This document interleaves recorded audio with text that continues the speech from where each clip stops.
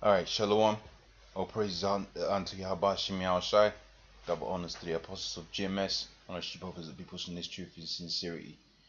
This is going to be a quick video touching on the topic of the woe is me mentality, of which really, I got into the spirit of doing this video based upon my own so-called infirmities and so-called um, issues and so on and so forth, which they're little minor things, but Satan will use that as a means of weighing you down. But pretty much, what you have it here is, or what you have out here, is a situation where the Most High, as you're going to see in the scriptures, is poured out his spirit unto you. All right. In other words, the knowledge, wisdom, understanding contained within these scriptures, the Most High has imparted that to you. However, there's a price. And the scriptures say in the book of Zechariah, the 13th chapter and the 8th verse, the scriptures say, all it is, you're ultimately going to go through some form of fire. All right. It just depends on what form of fire you're going to go through. It's gonna determine what manner of man you are. You're going to have a vessel, as the scripture says in was it the temple and the Father's house, there's many vessels, some for honor, some for dishonor. All right. Some of gold. All right, as I would hope I'm a vessel of gold, and I would hope that you brothers are vessels of gold out there in GMS world, in that when the fire comes, right, that being the adversities, you're not gonna burn away. All right, as some guys that come into this truth and they've just burnt away. Why? Because they were vessels of wood, man. All right, in that when the fire comes, man, it's supposed to refine you and make you better. All right. And in so thinking, with that statement in mind, or those statements furthermore in mind, you would be you would think someone would think themselves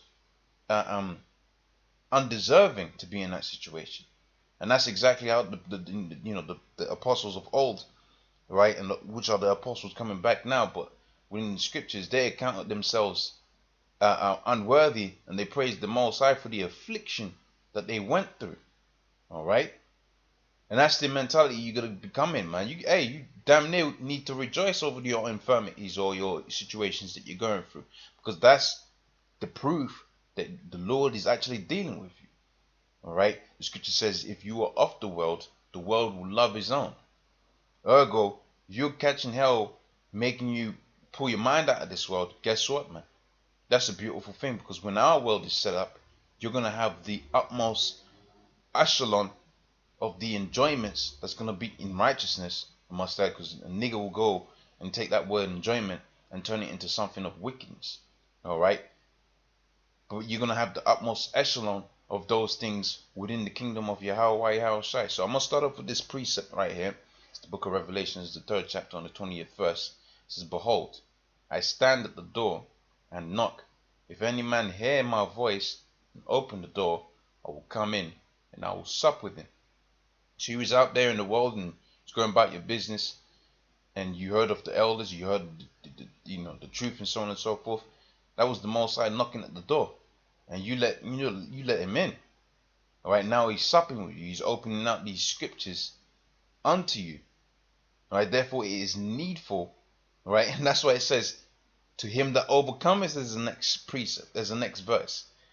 So the Lord's supping with you, but you still have to overcome, man. All right, you still have to get out the mentality that's out here within this society. You still, like the scripture says, arise ye depart, for this is not your rest. You still have to arise out the mental mindset that is encapsulated within this society. All right, so it says, to him that overcometh will I grant to sit with me in the throne. So the Lord's with you, but if you don't overcome, guess what? The Lord's going to depart away from you, man. All right, just like how you had the example of King Saul. All right, hey, he prophesied with the prophets. They say, is Saul one of the prophets now? Hey, but guess what? The Spirit of the Lord departed, and when you read the latter verses, it says, he went to the prophet, was it Nathan, if I'm not mistaken? All right, no, Samuel. All right, believe it was Samuel that he called out, and Samuel pretty much said, man, the Lord's departed away from you, man. All right. The Spirit of the Lord has left you. So, yeah, that's just like how we're in right now. The Spirit of the Lord is going to sup with you. All right. But if you don't overcome, or if you at least you don't make an attempt to overcome, because the scripture says you're not going to be tempted by anything that's not beyond, that's not within your strength to do. All right. So, like, yeah. All right. You ain't going to be tempted by anything that's not within your spirit to do, man. All right. So, you're not gonna be tempted above your measure, just like you. All right. So it says, to him that overcometh, will I grant to sit with me in my throne, even as I also overcame, and I am set down with my Father in His throne. Okay. Let me move on to the next precept. Like I said, it's gonna be right quick. It says, I turn you at my reproof, so you turn at the reproof of the Most High. Behold, I will pour out my spirit unto you, and make not my words known unto you. All right, so you turn at the reproof of the Most High. Hey, He's gonna open up all kind of mysteries within these scriptures, but mysteries comes with miseries. All right, mysteries comes with miseries. They're sisters alike. You know, they're twins. All right, and they're gonna come, and where one goes, the other follows. Where the other goes, the other follows, man. That's just the way of this thing, how this thing works. All right. So it says, turn you at my reproof, and behold, I'll pour out my spirit unto you. So you got the Spirit of the Lord's poured out to you. What more do you require? How much more do you require? Save, like the prayer that the Lord gave us, save your daily bread. Now your daily bread differs from brother to brother. All right. Some brothers need slightly more. Some brothers need slightly less. Now they might think they need me more. All right. But you might actually need slightly less. So what? So you can focus on the opportune, rather more the task at hand. All right. Let's move on to the next precept. It says, "And ye shall be hated of all men for my name's sake." Matthew 10th chapter and the 22nd verse. "But he that endureth to the end shall be saved." So you gotta, hey, the Lord's with you. All right. You're gonna be hated. That's another indicator that the Lord's with you for His name's sake. Alright, so you got the name of the Lord. Hey, that's a blessing in itself, man. Alright, but you got to endure the afflictions that come with that burden. Alright, and then you're going to be saved. Alright, so it's 2 Peter's 3rd chapter and the 3rd verse, and it says, "Knowing this first, they shall come scoffers in the last days, walking after their own lusts." That's one of the examples of the things that you got to overcome, man. Alright, and again, that's another good thing. That's a good indicator, because you got people hating upon you. Hey, man, you're doing something good, man. All right, you're supposed to count yourself unworthy of getting them scoffers, man. Man, I damn near get excited when a scoffer comes. I'm like, damn, man, I ain't on no level to where scoffers can come on my page and talk all kind of madness. All right, that reassures me within the spirit that, hey, the Lord's dealing with me, as the Lord's dealing with all the brothers within the circle of GMS, man. All right. But notice something, man. Ain't nobody scoffing on them other dudes' page, man. Save us that are actually edifying them, man. Alright, but see, it's going to go through one ear and out the other. Alright. This is the book of Job, the 38th chapter and the 3rd verse. And it says, "Gird up thy loins like a man, for I will demand of thee, and answer thou me." So you're going to take it up, man. Suck it up.